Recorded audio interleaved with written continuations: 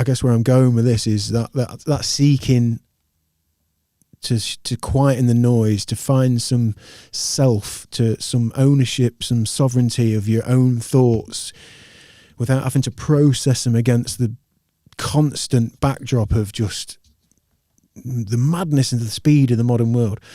And it reminds me of the float, but it's this quite literally just so much more texture. You sat on the earth, the leaves, the blow of the grass, the creak of the trees, knowing that have we got enough water? We've got, there's 5 of us, 3 children, we're going to be here for blah, blah, blah, blah. Have we got enough water? Yeah, we've got enough food. Is the tent in a position where it's not going to blow away? Are we covered if we get bad weather?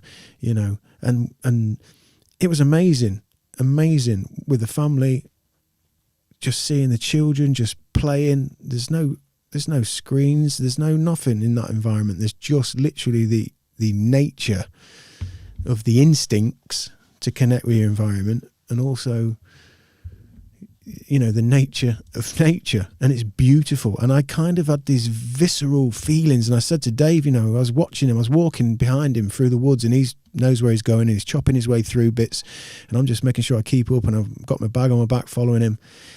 And it occurred to me, it's like I had a really strong kind of feeling of, not deja vu, but a physical memory of, like, it reminded me, oh yeah, when I was a kid, we used to go off into the woods and we'd be gone for hours, and when you were 8 and 9 and 10, it might be that you're playing soldiers or cowboys and Indians and all these fucking things you're probably not allowed to play in this crazy new world where you can't say words.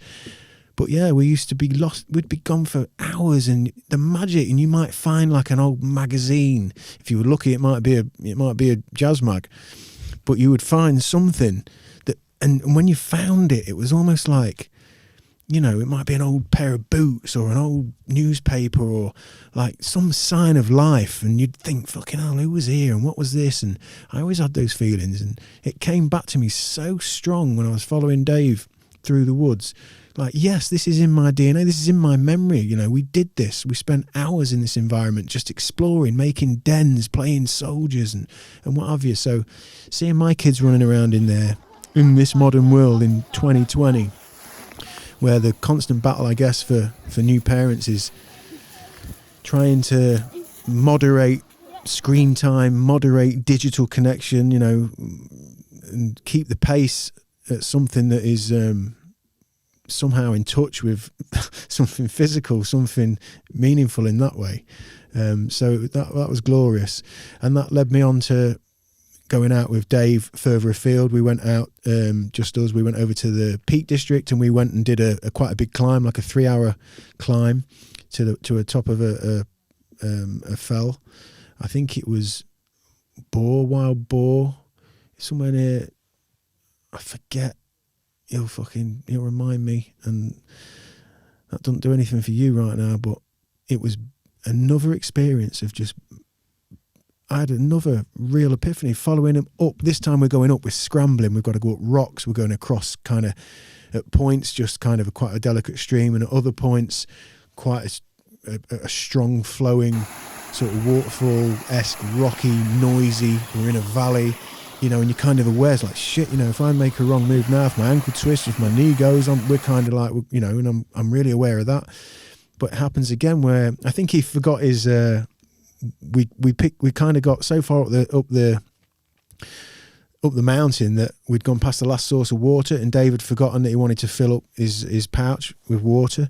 So he said, look, you wait here, I'll go back, I'll fill up. And he had maybe a 20-minute turnaround. So I just sat down. And I was thinking about my boys, my kids, and thinking, I can't wait to bring them here. I can't wait to, so they're whatever age they are at the time, 6 and 5. And I'm thinking, right, well, we can probably get so far up and we can camp maybe at that spot there, and we can get in the water, and, and then it led me on to thinking, and then maybe when they're, what'll happen in the future. I'm just having these kind of visions of like how life's moving so quick, and this is while I'm trying to slow down the digital pace and the madness. Even in moments of conscious presence, I look around and it's happening so quick. My son is this tall, like that, he's saying that, you know, it's just crazy. So I'm sat there thinking, yeah, we could come here next week and we'll only get up this high, but it'll be amazing, and we'll camp and we'll go in the water and we'll eat.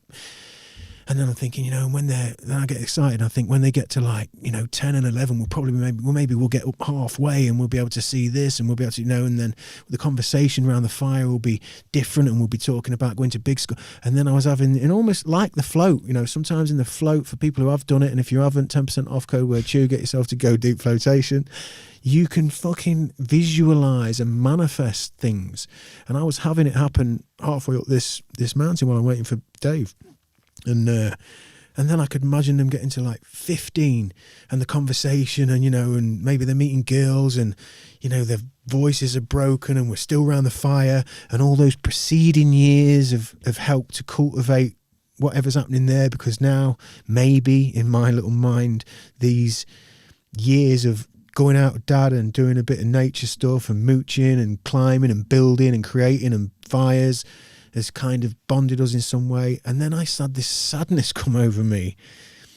Sadness, yeah, it is sadness in a way, but sadness as an acceptance and an understanding, and actually a trigger to the next stage, which was they're going to be 16, and I'm going to turn around and say, boys, come on, I've got a new place we're going to go up to in the lakes. It's going to be amazing. And they're going to turn around and say, Dad, no, I'm sorry, Dad, but we're going to, you know, the football with Kevin and the lads, and you know, or whatever. They're going to say, no, Dad, not into it. We're doing this. And it kind of thought, fuck, you know, like, yeah, they're not going to need me anymore. They're not going to need us, you know, like, and I don't know if that's me. I don't know if that's me kind of thinking about myself when I was small or little, and not really having well, I didn't have it at that point at 15, 16. You know, I think my dad left the UK I think I was 12 or 13 when he left for good, and he was gone for long periods for a couple of years before that. And then we had a stepdad who was amazing, and as we sit here today, I've kind of got two dads, but also it's like I haven't got a dad as well, because you can never really get that close to either. And maybe there's a bit of that in me when I'm thinking, you know, I don't know what I'm fucking thinking, but I got sad when I thought my two boys might not need me. Well, they won't need me. They're not going to need me. They're going to be blokes. They're going to be burly men. They're going to be coming around doing my shopping one day, making sure I haven't fell off the sofa in a puddle of piss.